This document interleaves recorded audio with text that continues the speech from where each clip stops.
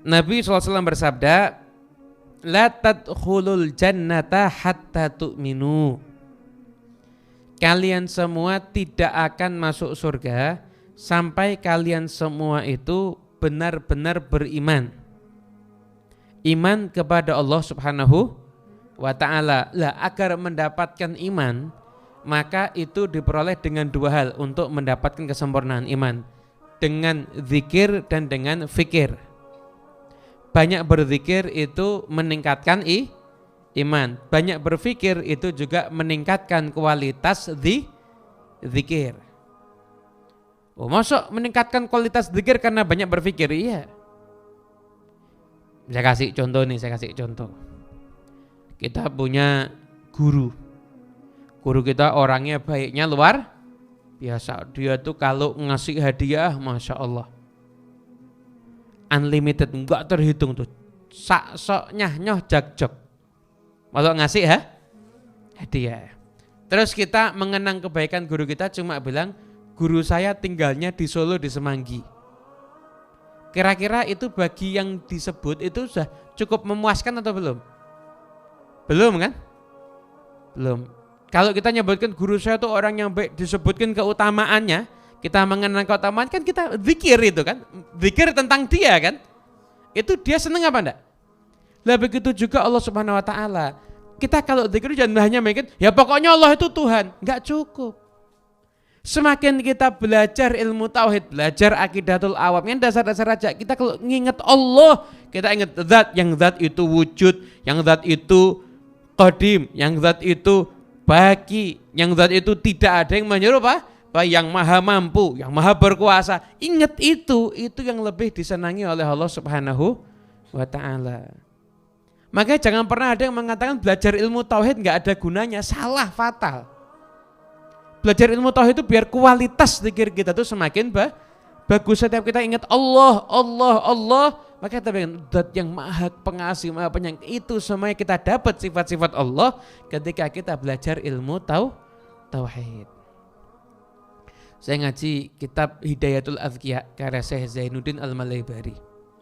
Ada syarahnya Syekh Nawawi Al-Bantani, ada syarahnya Syekh Muhammad Sato Ad-Dimyati. Di situ disebutkan semua ulama arif billah ini ulama yang levelnya tinggi. Itu di atasnya ketua MUI ini levelnya ini, Al-Arif billah.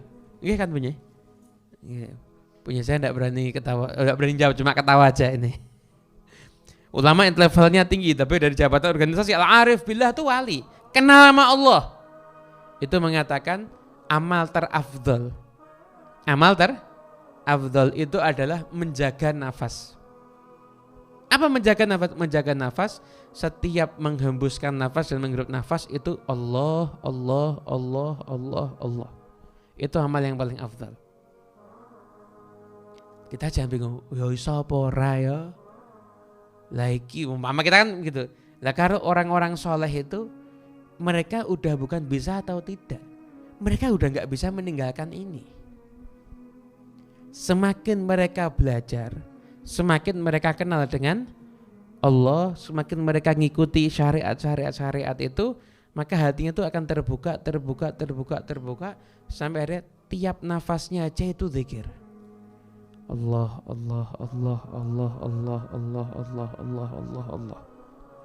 Sampai itu pernah di kitab Tuhfatul Asyraf. Itu ada seorang yang memang kasyaf.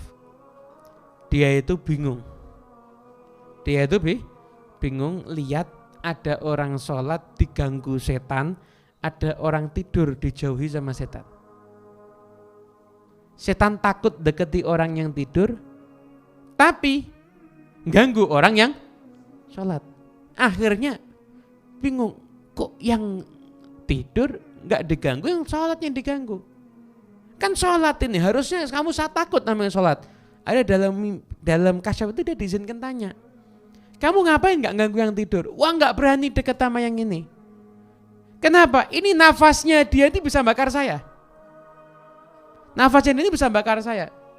Yang sholat kenapa kamu ganggu? Ya ini biarin. Ini yang tidur ini tidurnya orang ini sama sholatnya dia lebih bagus tidurnya orang ini. Terus setelah dilihat orang itu ternyata nafasnya Allah, Allah, Allah, Allah, Allah. Sampai tidurnya pun juga dalam keadaan zikir. Terus juga dalam keadaan zikir.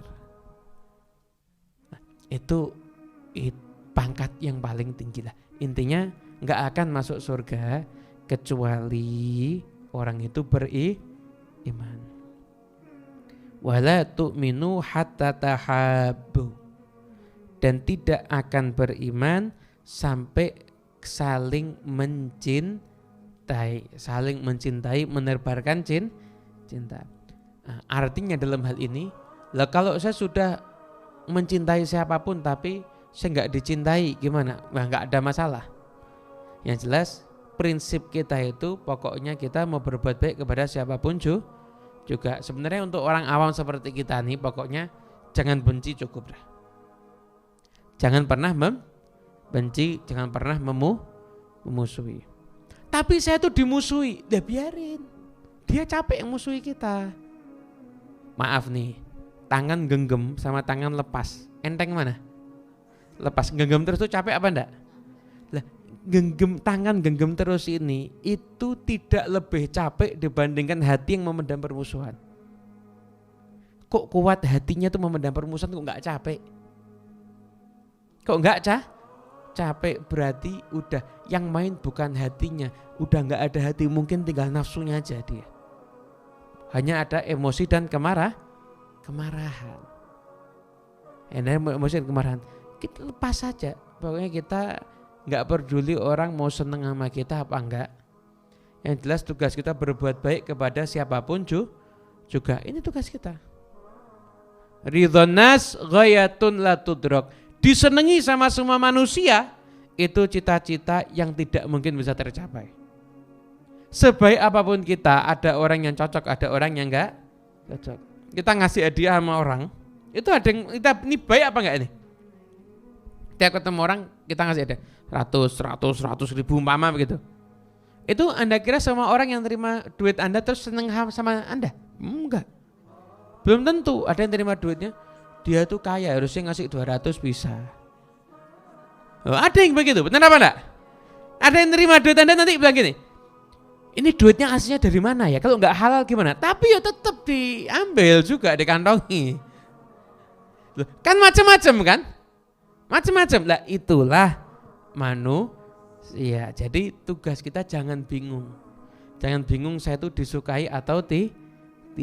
Yang harus kita pikir, saya disukai Allah atau tidak. Kalau kita sudah disukai sama Allah Subhanahu wa taala, maka makhluknya Allah enggak akan ngefek bagi kita sedikit pun.